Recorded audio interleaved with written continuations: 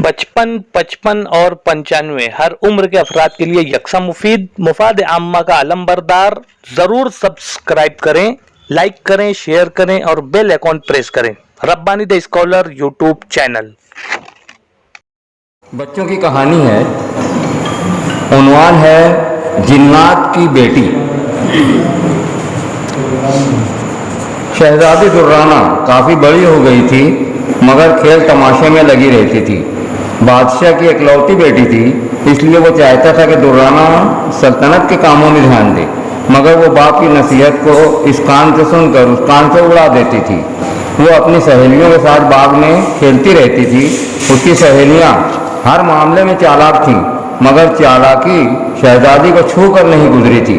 वो बड़ी भोली भाली लड़की थी और भोली भाली बातें ही किया करती थी। बादशाह उसके भोलेपन पर खुश होने की बजाय चिढ़ता था कि ऐसे में सल्तनत का कारोबार कैसे संभाल पाएगी। एक दिन की बात है, वो नहर के किनारे चित लेटी हुई थी और बादलों को गौर से देख रही थी। फिर पूछने लगी, ये बादल जो होते हैं उनमें पानी कहाँ से आता है जो बरसता है?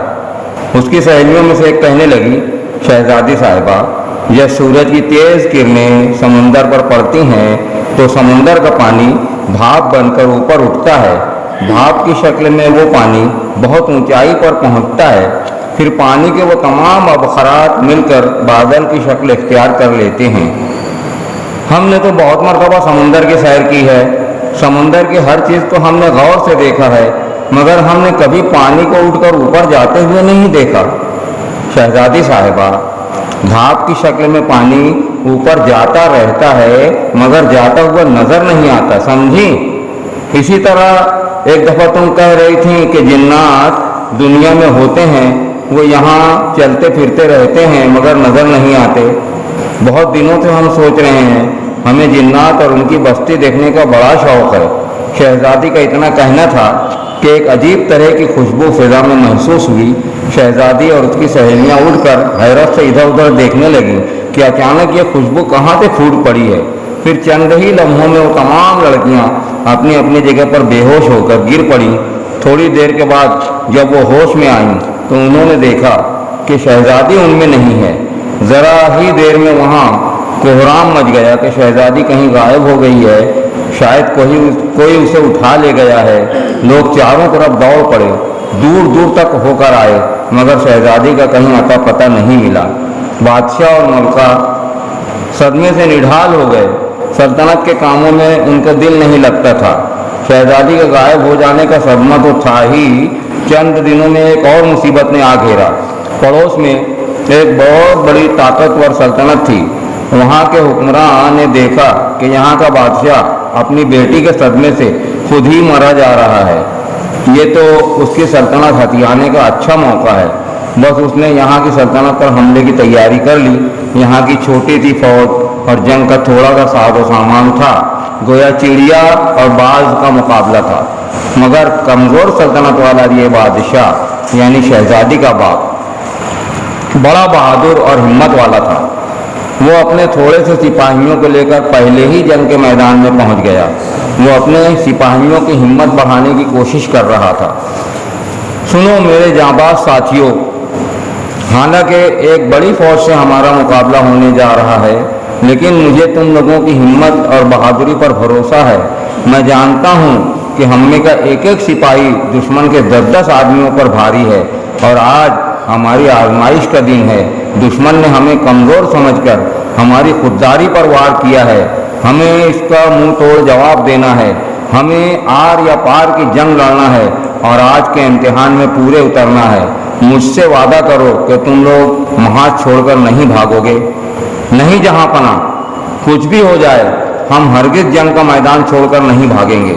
इतने में सामने के मैदान में तूफान के जैसा गुबार उठता हुआ नजर आया। गुबार का हल्का बड़ा होता जा रहा था। दुश्मन की फौज आ रही थी। वो लोग पूरे साज सामान के साथ घोड़ों पर सवार बड़ी तेजी के साथ सर पर आ पहुंचे।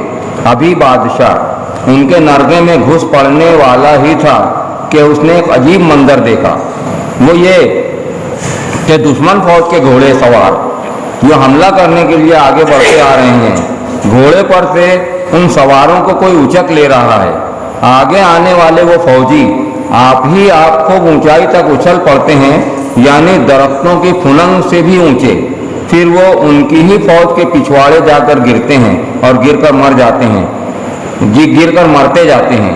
इस वजह से दुश्मन का कोई भी आदमी इधर के सिपाहियों तक नहीं पहुंच पाता। इधर के लोग यानी बादशाह और उसके सिपाही हैरत में डूब गए कि ये कैसा करिश्मा है। उधर दुश्मन फौज में खौफ के मारे भगदड़ मच गई कि कौन लोग हैं जो उनके सवारों को ऊंचाई पर उठा कर पटक रहे हैं। उनको उछालने वाला कोई नजर तो नहीं आ रहा है।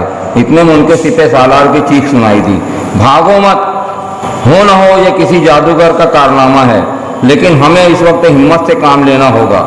लेकिन दुश्मन फौज हिम्मत से काम लेने की बजाय वापस पलटी और मैदान छोड़कर भाग खड़ी हुई कि हवा से कौन लड़ेगा।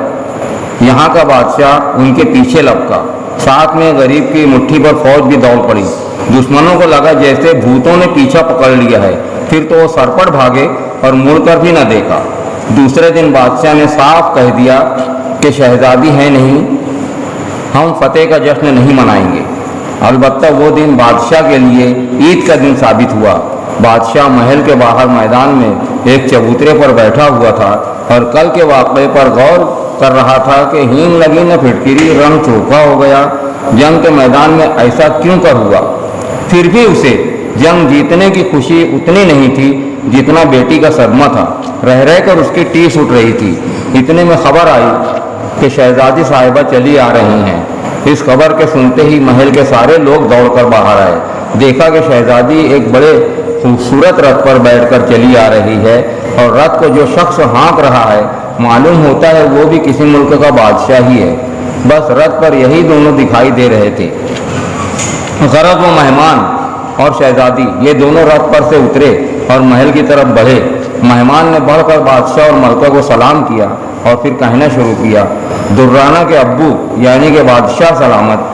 बड़े अदब के साथ अर्ज है कि मैं आप लोगों का दोस्त हूँ, कोई दुश्मन नहीं, और मैं कोई इंसान नहीं हूँ, अलबत्ता इंसान के भेष में हूँ। मैं आपसे मुलाकात और खैर सगाली के लिए आया हूँ। असल में मैं शाही जिन्नात हूँ, जिन्नात की सल्तनत का बादशाह। लेकिन मैं दूसरी बातों से पहले अपनी बेटी के बारे में सुनना चाहता हूँ। बादशाह ने उसकी बात काटकर रूखे लहजे में सवाल किया। जी हुजूर, ज़रूर सुनाऊंगा। सुनिए, मेरे 10 बेटे हैं मगर बेटी एक भी नहीं। हमारे लोगों यानी जिन्नात में कोई मेरे दिल को न भाती थी जिसे मैं बेटी बना लूँ। आपकी बच्ची बहुत दिनों से हमारी नज़र में थी, उसका सब भोलपन दुनिया में कहीं नहीं देखा। मेरी बीवी दुर्राना के लिए बहुत बेचैन थी। आखिर मैं दुर्राना को कुछ दिनों के लिए यहाँ से अपने मुल्क लेकर चला गया। मैंने बच्ची से वादा किया था कि चंद दिनों में वापस पहुँचा दूंगा। अब आप इसकी जो सजा दें मुझे मंजूर है। बादशाह शहजादी की तरफ मुड़ा, कुछ बोलना चाहता था कि दुर्राना खुद बोल पड़ी, अब्बा हुजूर, मैं खुद भी जिन्नात की बस्ती देखना चाहती थी। शुरू में मैं डरती थी मगर अब मुझे उनसे डर नहीं लगता। ये जिन्नात की सल्तनत के हुक्मरान हैं, इन्होंने मुझे बेटी मान लिया है। मैं इन्हें बड़े अब्बू कहकर पुकारती हूँ। मुझे पाकर बड़े अब्बू और बड़ी अम्मी अपने बेटों को भूल गए हैं। उनकी सारी तवज्जो मेरी तरफ ही रही है। इतना कहकर शहजादी रुकी, फिर मलका की तरफ देखकर कहने लगी। वहां पहुंचने पर बस्ती के लोगों ने मुझे सर आंखों पर बिठा लिया। उन्होंने इस तरह मेरा स्वागत किया जैसे मैं वहां की शहजादी हूँ।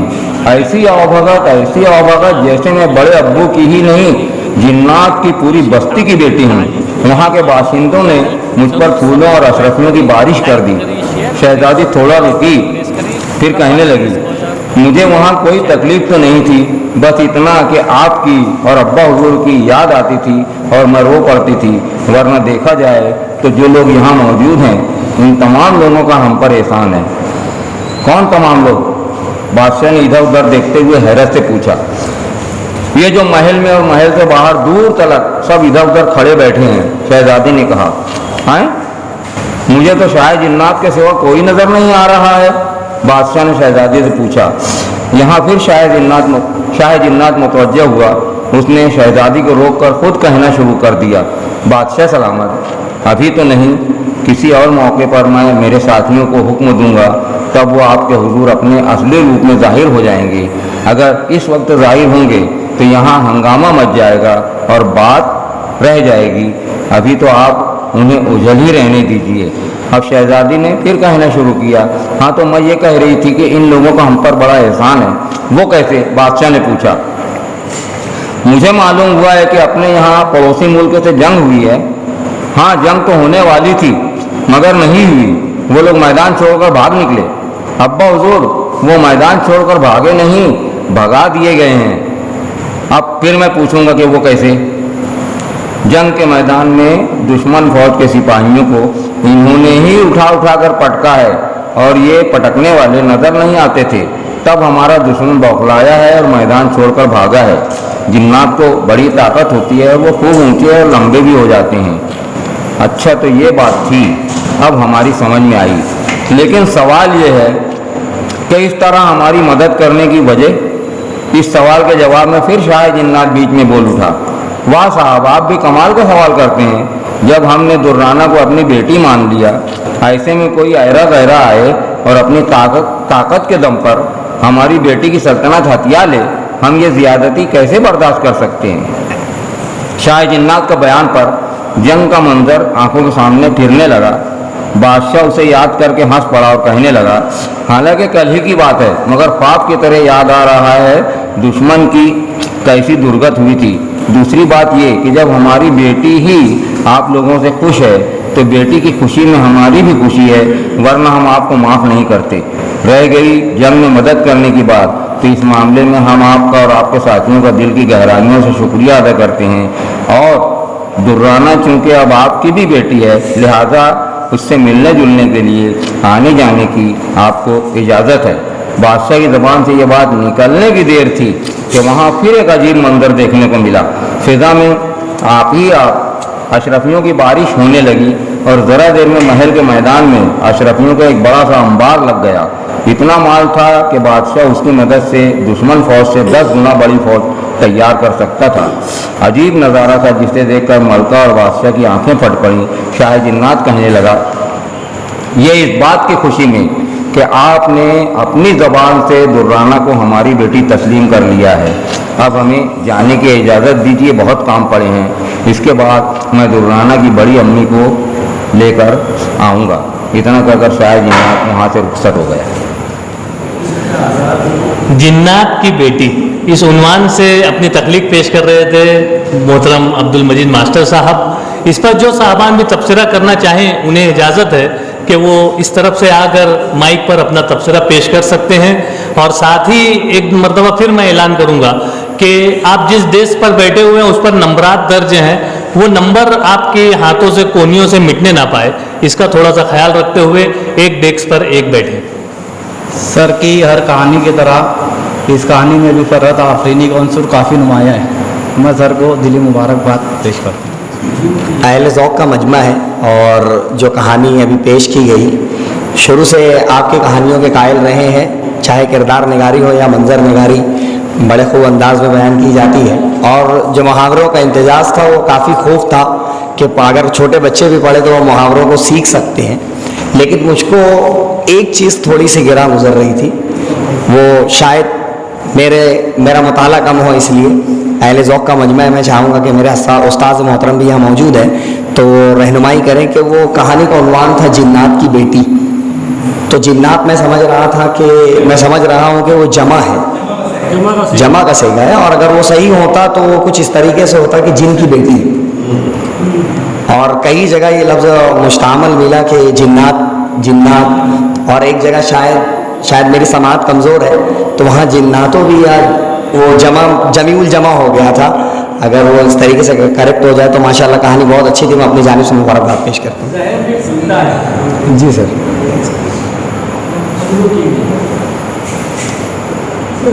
عبد المجید ماسٹر صاحب نے، حالانکہ ماسٹر بولتے ہیں صاحب بولنے ضرورت نہیں ہے،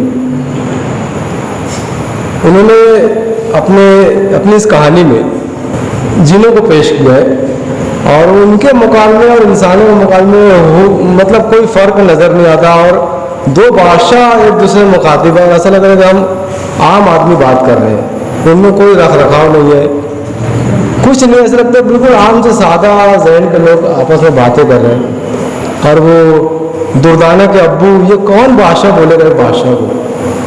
एकदम मतलब किरदार के मुताबिक मुकालमे है ही नहीं इनकी कहानी के अंदर। अधूरी कहानी सुन सका हूँ। और जिन्नात का जो तज़किरा इम्तियाज़ सर ने किया उसको मैंने भी नोट किया था। तो जिन्न वाहिद जिन्नात जमा है।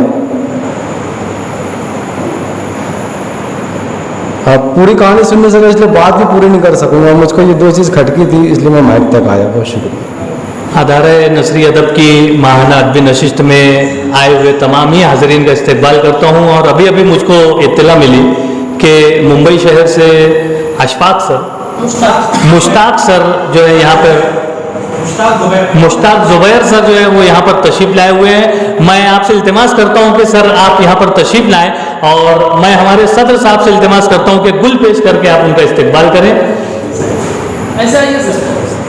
मुश्ताक ज़ुबैर सर एक अच्छे मुदर्रिस ही नहीं बल्कि एक अच्छे ड्रामेटिस्ट भी हैं, आप एक्टर भी हैं, आप फिल्म मेकर भी हैं, आप प्रोड्यूसर भी हैं और सिंगर भी हैं, रिटायर्ड हेड मास्टर हैं। हमारे आज की नशिस्त में आप तशरीफ़ लाए मुंबई शहर से, मैं आपका इस्तकबाल करता हूँ, पुरतफाक खैर मकदम करता हूँ। रिटायर्ड सदर मुदर्रिस हैं।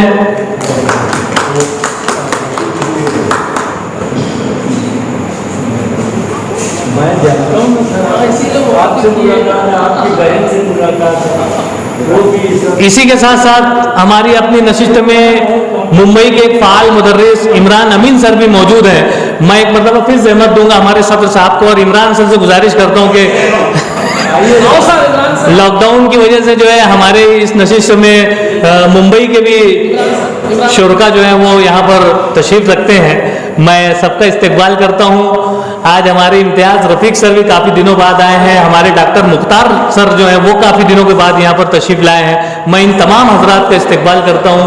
हमारे अहमद सईद साहब जो कि आप देख सकते हैं कि ब्लैक बोर्ड पर अहमद शफीक और अहमद सईद आगे पीछे बैठे हुए हैं। इन दोनों साहबान का भी मैं इस्तकबाल करता हूँ, पुरतफाक खैर मकदम करता हूँ। हमारे एहसानुर रहीम साहब यहाँ पर मौजूद है। अहमद सईद साहब से मैं इल्तिमास करता हूँ कि यहाँ पर तशरीफ़ ले आएँ और हमारे सदर साहब के हाथों गुल का नजराना कबूल करें। ये हमारे लिए बहुत ही इफ्तिखार का बाइस है कि आज चीदा शख्सियात जो है वो यहाँ पर जल्लो अफरोज़ हैं। और एक मरतबा फिर मैं यहाँ पर इस्तकबाल करता हूँ तमामी हाज़रीन का। और अब्दुल मजीद मास्टर साहब की तख्लीक पर जिन साहबान ने भी तबसरा पेश किया उनका भी शुक्रिया अदा करता हूँ। मज़ीद अगर कोई कुछ कहना चाहे तो उन्हें इजाज़त है, वरना मैं दूसरे मजीद की तकलीफ पर मजीद ऐसा कह रहे हैं हमारे सदर साहब। मोहम्मद मुस्तफ़ा बरकती सर, मैं आपसे इल्तिमास करता हूँ कि यहाँ तशरीफ़ लाएं और आपकी अपनी तकलीफ पेश करें।